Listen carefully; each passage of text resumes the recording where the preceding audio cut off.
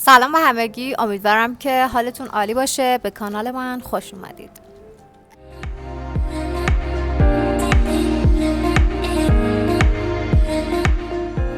توی این ویدیو میخوایم در رابطه با محیط زیست صحبت کنیم. بدون هیچ معطلی میریم که عبارات و لغات جدید رو با هم یاد بگیریم. اولین عبارت اینه: preserve یعنی حفظ و نگهداری. environment یعنی محیط زیست.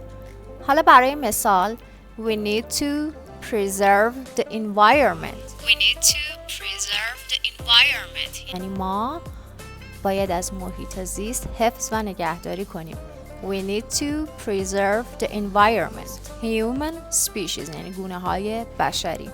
Human species. Cut down yعنی قطع کردن و cut down the trees یعنی قطع کردن درختان. We need to stop cutting down the trees.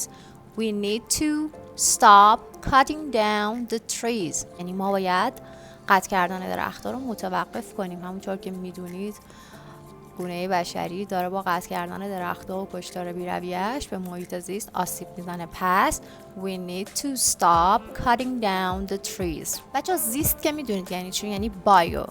حالا biodiversity یعنی تنوع زیستی. Biodiversity is in danger یعنی تنوع زیستی در خطره. Biodiversity is in danger.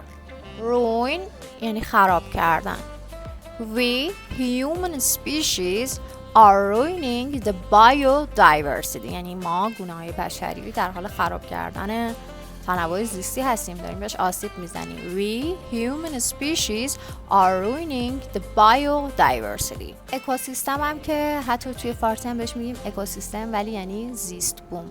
برای مثال اکوسیستم is in danger. اکوسیستم is in danger یعنی اکوسیستم در خطره.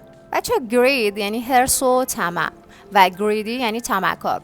جاهای دیگه به عنوان شکمو هم معنی میده، ولی توی این جمله که میخوام برای شما مثال بزنم به معنای طمعکار بودنه.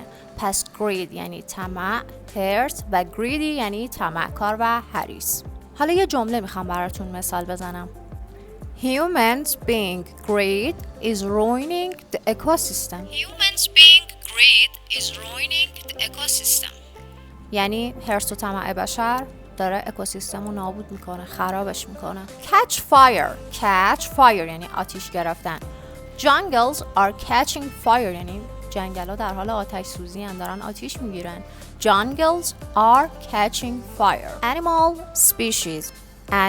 species یعنی گونه های حیوانات. appear یعنی ظاهر شدن، پدیدار شدن و disappear یعنی ناپدید شدن. پس appear یعنی پدیدار شدن و ظاهر شدن و disappear یعنی ناپدید شدن. Animal species are disappearing.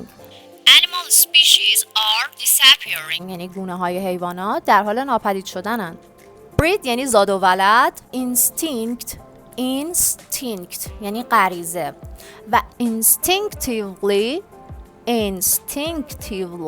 یعنی به طور غریزی. یه جمله حالا براش مثال میزنم.